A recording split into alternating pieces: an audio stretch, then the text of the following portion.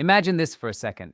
The move you think will finally make a narcissist hurt might actually be the move they were expecting all along. Blocking them, begging them, sending one last emotional message, trying one more time to explain your pain, trying to prove your value. None of it gives you the kind of power you hope it will. It feels big in the moment, but it usually keeps you tied to the same cycle. There is, however, one response that changes the whole psychological balance. It is quiet. It is not revenge. It is not a dramatic speech. It is not about winning, and it does not require one more word from you. By the end of this, you will see why this one inner shift can slowly break the hold they once had on your mind. Most people think the fight with a narcissist happens in text messages, phone calls, social media posts, or tense face-to-face arguments. It does not. The real fight is happening inside your nervous system. That is where the manipulation starts. That is where confusion spreads. That is where you begin doubting yourself. And that is also where freedom begins. Many people make the mistake of believing they need to get the narcissist to finally understand the damage they caused, but they usually will not. Not because they cannot hear the words, but because real accountability threatens the image they work so hard to protect. So if you have ever asked yourself why every conversation leaves you more confused, why every attempt at closure gives you even more questions, or why leaving feels harder than staying, keep watching, because this is where the pattern starts to become clear. A lot of people think blocking a narcissist is the final act of taking control back. And yes, sometimes blocking is necessary for safety, for peace, for healing, for ending active abuse, but the act itself is not the source of your power. The deeper question is this: does the block come from real emotional detachment, or is it just another move in an emotional struggle that still keeps them at the center of your life? That part matters more than most people realize. If you block them and then keep wondering whether they noticed, whether they tried to reach you, whether they are upset, whether they are finally sorry, then your emotional energy is still wrapped around them. The physical door may be closed, but the psychological door is still wide open. That is why pressing a button often does not bring the peace people expect. The mind keeps replaying old conversations. It keeps imagining future run-ins. It keeps searching for a kind of validation that may never come. That is the trap. The relationship trained you to focus on their reactions, and sometimes that training continues even after contact ends. So the real challenge is not only ending the contact, it is ending the emotional dependence on their approval, their explanation, their apology, or their acknowledgement. The strongest shift happens when your choices stop being shaped by what they might think, feel, or do next. At that point, whether you block them or simply stop caring becomes less important than the fact that your emotional state no longer rises and falls based on their behavior. That is the real turning point, and if this is already making sense, stay with me, because the next part explains why trying harder often makes you feel worse instead of better. When people are deeply hurt by a narcissist, the natural reaction is to explain, to plead, to say, "Please just understand what you did," to ask for one final talk that will finally clear the air.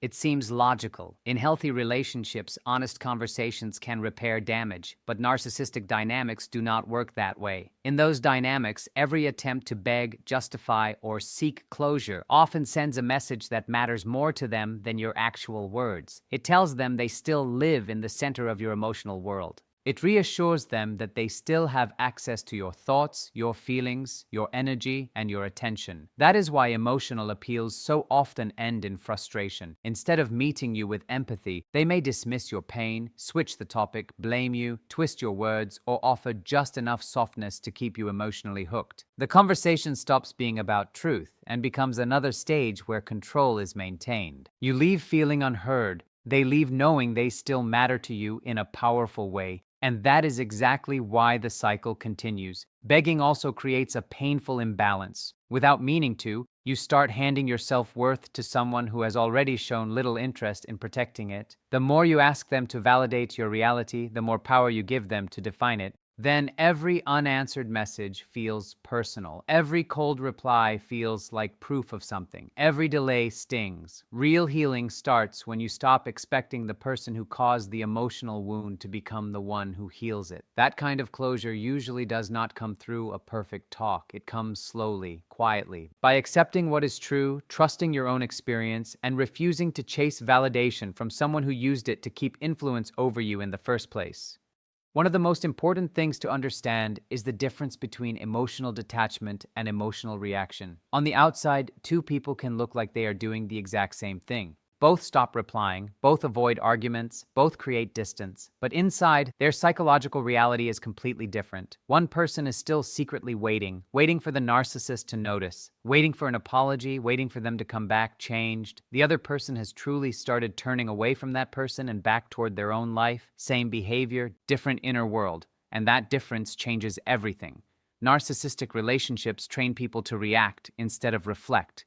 Every criticism, every mixed signal, every sudden burst of affection after cruelty, it all conditions the nervous system to stay on alert. You start watching their moods, reading between the lines, preparing for the next shift, changing your own behavior in hopes of avoiding conflict or earning approval.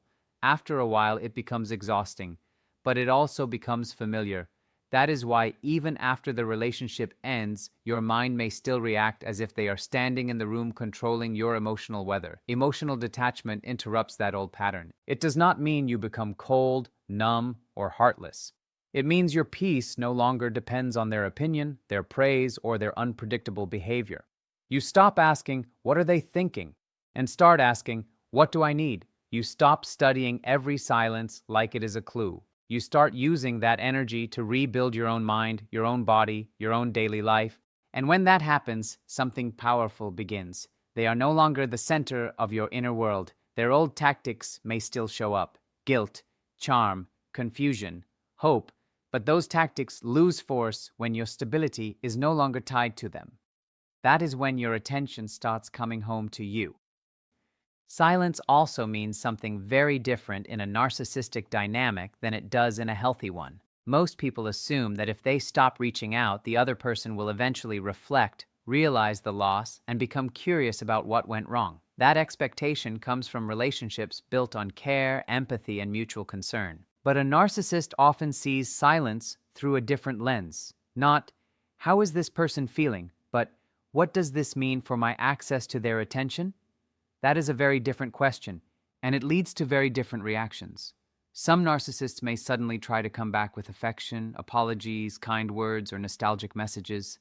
Others may act totally unbothered, move their attention somewhere else, or try to provoke a response indirectly. They may post something meant to sting. They may send a random message. They may create confusion on purpose. But these reactions are not always signs of deep reflection. More often, they are tests. They are attempts to see whether the old emotional script can still be activated. That is the part many people misunderstand. They see a sudden kind message and think, maybe now they get it. Or they see a reaction and think, now they are finally feeling my absence. But silence does not automatically produce change. It simply interrupts a pattern they had grown used to. When someone who was always emotionally available becomes unavailable, the old script stops working. That uncertainty can trigger new behavior, but new behavior is not the same as real transformation. And this is important, so do not miss it. Your silence is only truly powerful when it is not a trick to make them chase you. If silence becomes another strategy to get a reaction, then your emotional focus is still locked on them. Real silence comes from a deeper decision, a private one, a steady one, a decision to stop participating in the cycle no matter how they interpret your absence. One of the biggest misunderstandings after a narcissistic relationship ends is the belief that recovery depends on figuring out what the narcissist is doing, thinking, or feeling. It is so easy to get pulled into questions like, have they moved on? Do they miss me? Are they treating someone else better? Will they ever regret this? These questions can feel normal, even harmless, but they quietly keep your attention fixed on the very person you are trying to break free from. Your mind stays busy with their choices instead of your own healing. And that is how the bond keeps going long after the relationship itself has ended. Attention is one of the most valuable psychological resources you have. Where your attention goes, your emotional energy follows. Narcissistic relationships teach you to focus on the other person's moods, needs, reactions, and patterns while slowly losing touch with your own inner reality. You become highly skilled at reading them. Meanwhile, you forget how to read yourself, and even after it ends, that habit often remains. That is why reclaiming your attention is not a small thing. It is huge. It means deliberately shifting focus back to your own life. Instead of wondering whether they viewed your story, you start asking what actually brings you peace. Instead of checking whether they are talking about you, you ask which friendships deserve your care. Instead of replaying the old pain, you start noticing the goals you left behind while trying to survive the relationship. These questions matter because they redirect your energy away from obsession and toward repair. Slowly, your emotional world becomes less reactive and more intentional. You stop measuring progress by what they do and start measuring it by your own increasing calm, your own rising confidence, your own growing self-respect. And the more your attention returns to your values, your health, and your future, the less central they become in your mind. That is when real space opens up, and in that space, a different life starts to appear. Another major shift happens when you become emotionally unpredictable, not in a game-playing way, not in a manipulative way, but in the sense that you stop reacting according to the pattern that once kept you trapped. Narcissistic dynamics often depend on predictability. Over time, the narcissist learns exactly what will make you explain yourself, defend your motives, forgive too fast, or chase reassurance. They study your reactions, they learn the buttons. Then they use that knowledge to keep influence. At some point, the relationship stops being about connection and starts becoming a system of managing your emotional responses. That is why predictable reactions keep the cycle alive. If criticism always makes you seek approval, they know criticism works. If silence always makes you reach out first, they know silence works. They do not need to understand your heart. They only need to know your pattern. And that pattern gives them a sense of control, even after the relationship is technically over. Becoming emotionally unpredictable does not mean becoming impulsive, cold, or dramatic. It does not mean trying to make them jealous or confused. It means your choices are no longer driven by fear, guilt, pressure, or the need for validation. Sometimes that looks like not answering right away. Sometimes it means not explaining yourself for the 10th time. Sometimes it means saying no without writing a full essay to support your boundary. Sometimes it means walking away from circular arguments you used to stay inside for hours. Your actions begin to come from your values, not from your panic. And that shift can feel strange at first because you are no longer operating from survival mode. You are no longer scanning every moment for danger. You are no longer trying to control the next emotional storm. You are choosing response over reflex. The old script stops working. And yes, the narcissist may find that confusing, but the deeper victory is not their confusion. It is your stability. It is the fact that your emotional life is no longer built around managing someone else.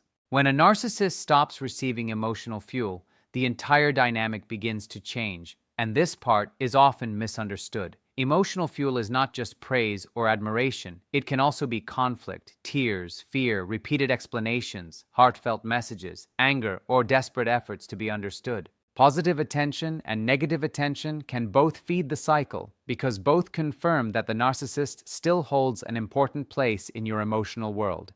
That is why arguing can keep the bond alive just as much as begging. It all says the same thing underneath. You still matter enough to shape my inner state. Once that steady stream of emotional engagement begins to fade, the narcissist may respond in very different ways.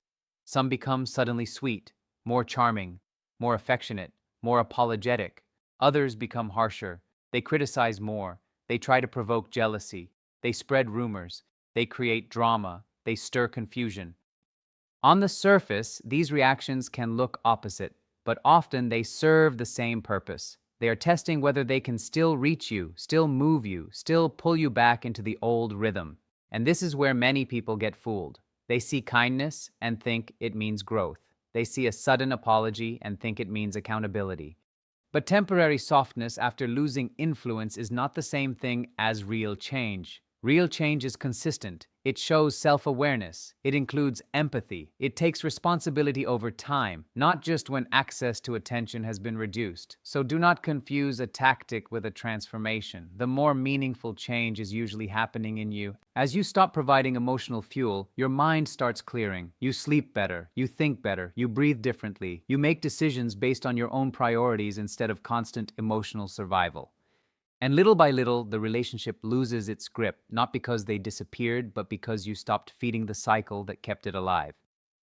This is why the most powerful move is often not blocking, not begging, not explaining, not performing strength, and not waiting to be chosen. It is the internal shift of no longer organizing your emotional world around them. That is the move. That is the thing that changes everything. Because when your peace is no longer tied to whether they text, apologize, blame, ignore, or perform kindness, their power starts collapsing in places they cannot see. They may still attempt the same tactics: a memory, a compliment, a crisis, a guilt trip, a sudden "I miss you," a fake misunderstanding, a late-night message meant to pull you back into an old role. But if your center has moved, those tactics land differently. They do not have the same reach. They do not enter the same way. You begin to see them for what they are instead of what you hoped they meant. And that changes your response. Sometimes your response is silence. Sometimes it is a clear boundary.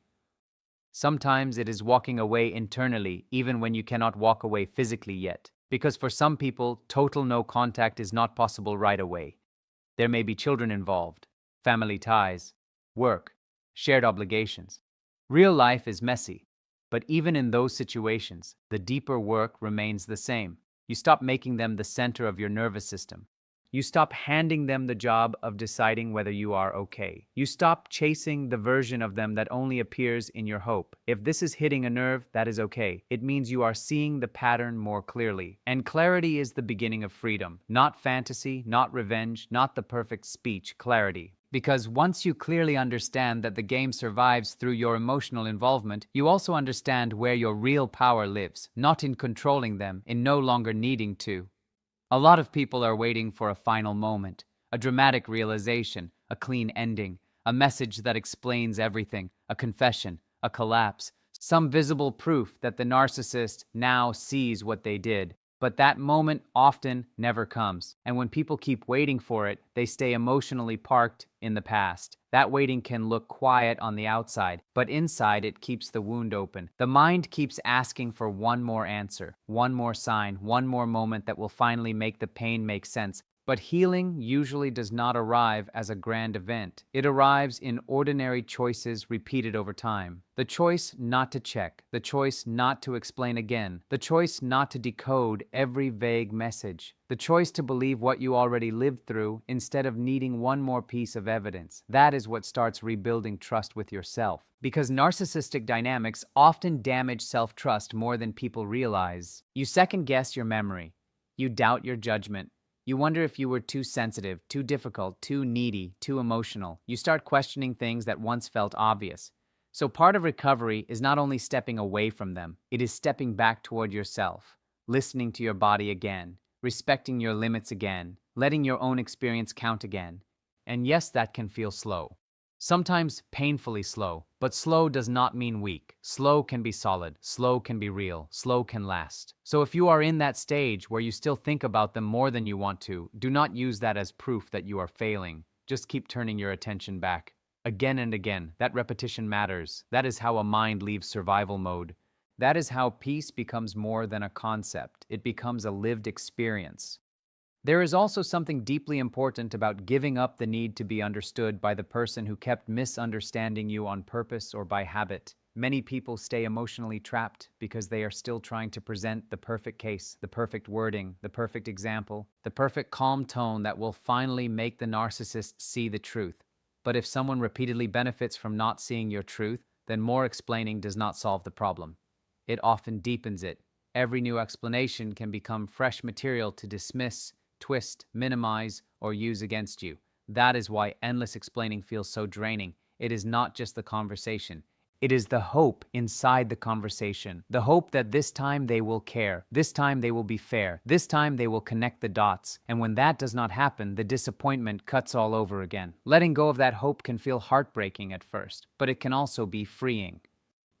Because once you stop trying to win understanding from someone committed to distortion, you free up huge emotional space. You stop performing your pain in front of an unwilling audience. You stop translating your humanity into smaller and smaller pieces, hoping it will finally be accepted. You stop auditioning for basic respect. That is not giving up. That is waking up. That is stepping out of a courtroom that was never designed to be fair. And from there, your energy can go somewhere better, toward people who can meet you with honesty, toward routines that calm your system, toward work that matters, toward rest, toward joy that does not need permission, toward a self that no longer feels required to beg for emotional oxygen. And once that shift begins, the whole landscape changes. Not overnight, but undeniably. The old drama loses color, the old hooks lose force, the old story stops feeling like your future. The greatest mistake after a narcissistic relationship is believing the final victory is changing the narcissist. It is not. The real victory is changing the relationship you have with yourself. The moment you stop chasing explanations, stop measuring your worth by their attention, and stop waiting for them to become the person you hoped they would be, you begin taking back the one thing they were never supposed to control in the first place, your peace. Whether you block them, keep strict boundaries, answer only when necessary, or refuse to engage at all, that is a personal choice shaped by your reality. What matters most is why you are doing it. If it comes from fear, anger, obsession, or a hidden wish to make them react, then the emotional tie may still be running the show. But if it comes from steadiness, self-respect, safety, and a quiet commitment to your own healing, then everything changes. Then the move is no longer about them, it is about you returning to yourself.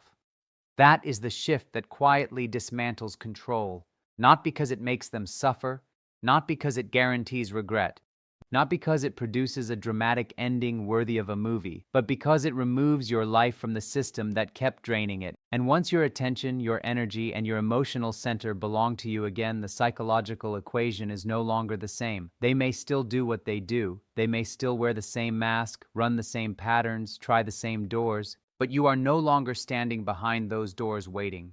You are somewhere else now, more grounded, more awake, more your own. And that is the response that changes everything. Quietly, deeply, permanently.